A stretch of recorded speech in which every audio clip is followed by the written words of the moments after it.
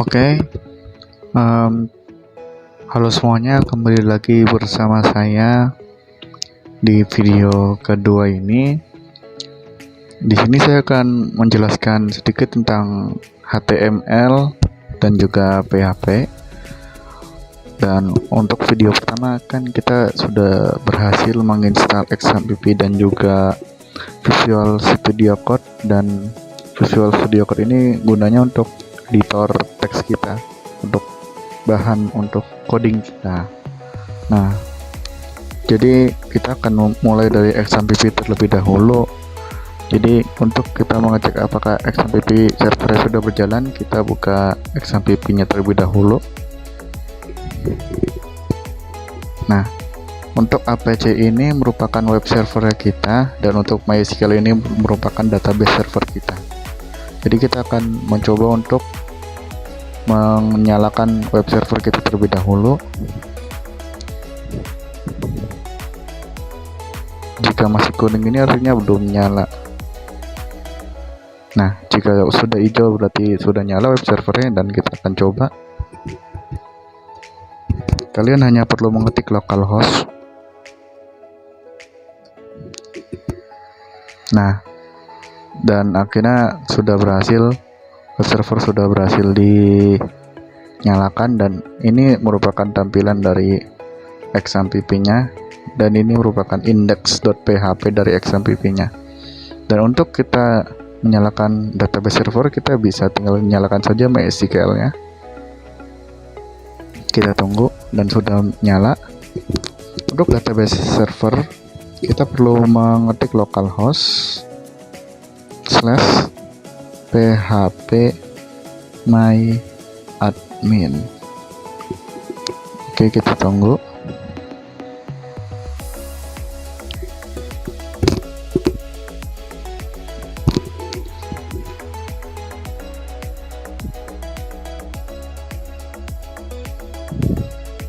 Baik, kita sudah datang ke tampilan database-nya, dan ini merupakan database server, dan ini merupakan tempat untuk kita menyimpan database kita, menyimpan data-data kita ketika kita ingin membuat program. Kayak misalnya program create, read, update and delete, dan disitu kita semuanya akan menyimpan data-data kita di sini. Nanti mungkin untuk program create ini mungkin diajarkan, tapi bukan sekarang. Nah, untuk kita misalnya kita ingin menampilkan project kita, misalnya contoh project HTML. Nah, sebelum kita membuat project, alangkah baiknya supaya filenya tidak berceceran, kita bikin folder terlebih dahulu di XAMPP. Pertama kalian ke local disk dulu, nanti ada XAMPP di bawah sini, paling bawah. Terus ke htdocs. Nah, htdocs ini untuk menyimpan project kita dan nanti akan ditampilkan ke website, ke htdocs.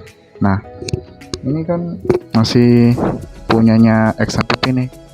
Kalau misalnya kalian tidak mau dihapus nggak apa-apa, jadi kita buat folder aja. Misal folder 1, dan ini folder 1 anggap aja kita buat nyimpan file ini semua. Oke, sudah tersimpan. Kita akan buat folder lagi dengan nama belajar HTML. Oke, kita menuju ke Visual Studio Code-nya. Di sini kita akan membuat file baru bernama belajar.html terlebih dahulu ya. Kita save terlebih dahulu supaya menamakan filenya. Baik, ke folder C, XAMPP, htdocs. Ingat ya, untuk menyimpan file project kita simpannya di htdocs. Belajar HTML, lalu kita tulis di sini belajar.html. Oke, save. Nah, di sini kita masih kosong ya, tampilannya masih kosong semua. Jadi kita langsung ke tag HTML-nya. Nah, untuk HTML sendiri, untuk di Visual Studio Code ini dia benar-benar sudah default. Jadi kalian misalnya pengen munculin tag HTML, kalian tinggal tanda seru begini, nanti di sini ada pilihan. Nah, kalian pilih yang atas tuh kan, langsung muncul semua. Dan untuk tag meta ini kita bisa hapus karena kita tidak membutuhkannya. Nah, oke. Untuk di sini title itu merupakan judul yang nanti akan muncul di atas sini nih, di atas paling ya di sini. Oke, misalnya kita akan judulnya belajar HTML. Habis itu kita akan munculkan suatu kalimat hello world. Pertama kita misalnya mau bikin judul nih, muncul kalimatnya pakai tag judul, ya berarti pakai H1. Untuk tag judul ini ada H1 sampai H6. Nanti akan saya contohkan. Untuk itu nanti beda-beda ukuran antara H1 sampai H6. Misalnya hello world. H2 hello world.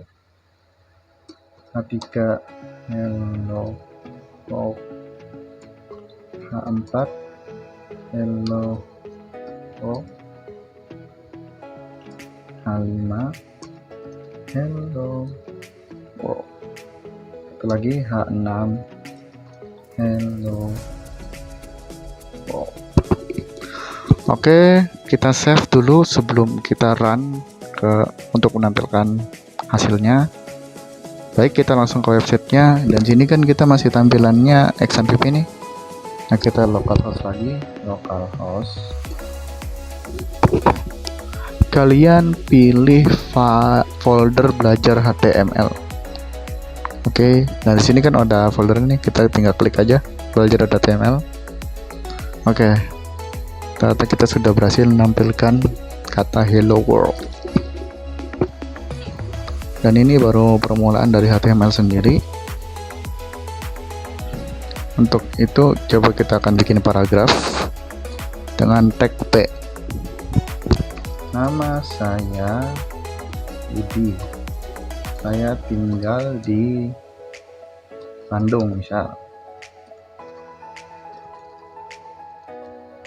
Alasan saya masuk ke universitas apa dan prodi apa, karena saya menyukai ini tak bebas, kalian mau isi apa. Nah, untuk misalnya kalian ingin mempertebal salah satu dari kata tersebut, kalian bisa menambahkan tag strong. Strong ini artinya untuk mempertebal tulisan. Jadi kalian bisa copy atau cut aja ini, misalnya alasan saya nih.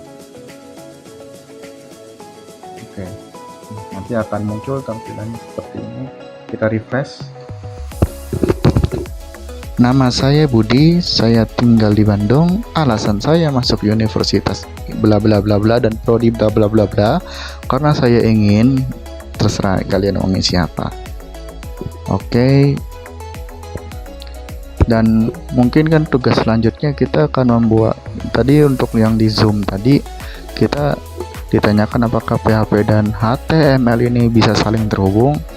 Jawabannya bisa, akan tetapi caranya kita ini foldernya filenya harusnya jangan .html, harusnya .php, karena untuk .html ini tidak bisa nanti ngakses PHP biasanya.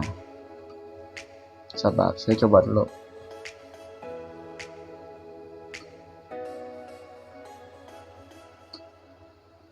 Echo hello tuh nggak muncul ya. Misalnya saya jangan hello world, saya ganti jadi Budi. Nah, kenapa nggak muncul? Karena ini filenya .html, jadi kita harus buat file baru nih, misalnya index.php.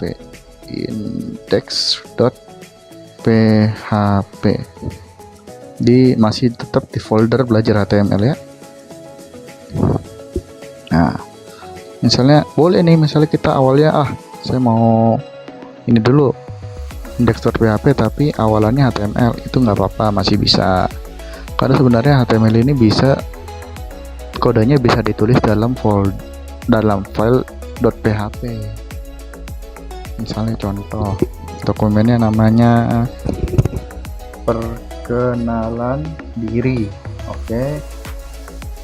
Terus nanti kita di sini buatnya misalnya tag H1, terus halo, saya ingin memperkenalkan diri saya. Oke. Nah, di sini kita localhost lagi. Nah, nanti klik folder belajar HTML. Nah, kenapa pas lagi saya klik belajar HTML itu dia langsung tampilannya ke index.php?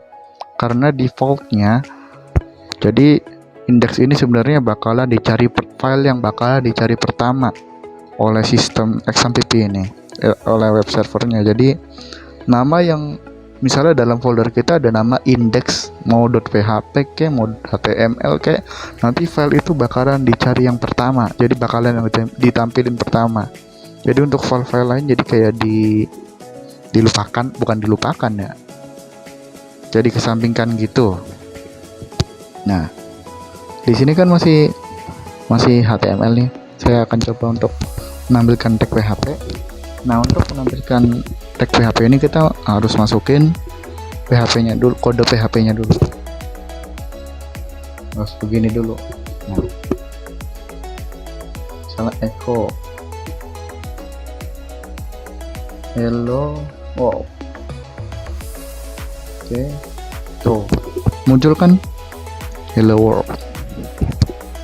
Dan kalau misalnya ini kan saya coba nih, saya di luar tag PHP nih.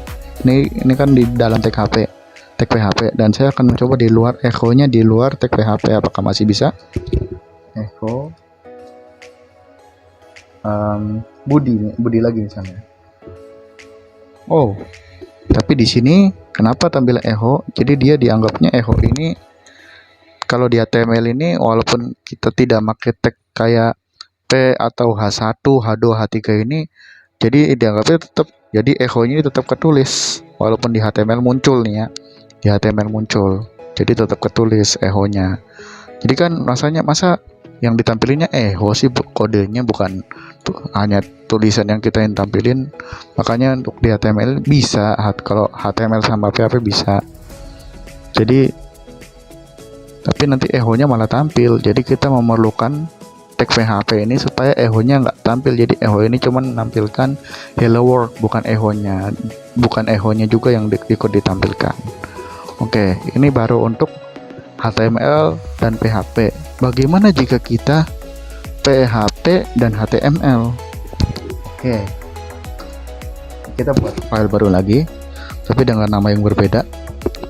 Misalnya belajar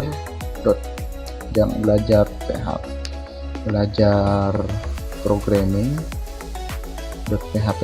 Oke. Nah, misalnya saya ingin menulis echo apa ya? Saya suka makan nasi jamblang. Oke. Dan kita akan tampilin programnya.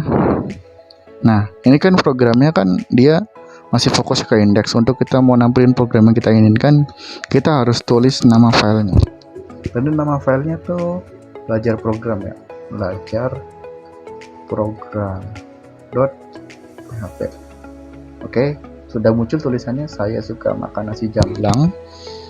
Dan untuk selanjutnya, misalnya saya ingin menampilkan tag HTML di PHP ini.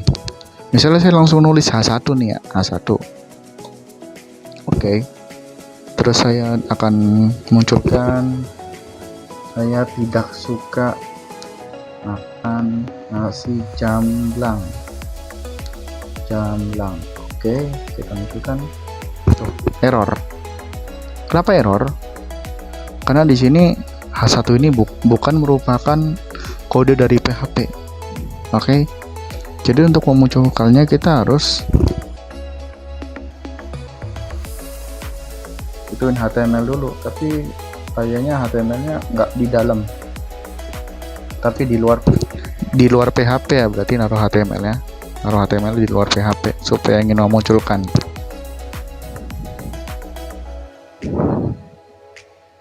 Nah, ini kan PHP ada di atas nih, HTML di bawah. Misalnya H1, saya tidak suka makan nasi jamblang. Oke, muncul kan? Nah, untuk tulisan ini dia menggunakan PHP, dan untuk tulisan ini dia menggunakan HTML. Jadi untuk PHP ke HTML ini dia PHP-nya di luar, jadi terpisah tuh antara HTML dan PHP. Jadi kalau ini untuk PHP dan HTML ya, bukan HTML ke PHP. Moga aja ngerti apa yang saya jelaskan. Nah, kalau untuk HTML ke PHP sendiri, dia PHP-nya bisa ditulis di dalam HTML, tetapi untuk PHP ke HTML itu tidak bisa. HTML-nya tidak bisa, maksud saya tag HTML yang ini tidak bisa ditulis di dalam sini, malah error nantinya. Oke, sekian saja mungkin penjelasan saya kali ini. Saya harap kalian mengerti dengan apa yang saya jelaskan. Mungkin misalnya masih ada yang belum ngerti, bisa tanya saya via WhatsApp. Mungkin sekian saja ini tutorial dari saya, kurang lebihnya mohon maaf ya kawan-kawan. Mungkin nanti saya akan membuat video yang selanjutnya tentang materi HTML dan PHP. Nanti mungkin akan ada tambahan CSS juga sedikit. Oke, terima kasih, semoga bermanfaat. Kita tunggu ke video selanjutnya.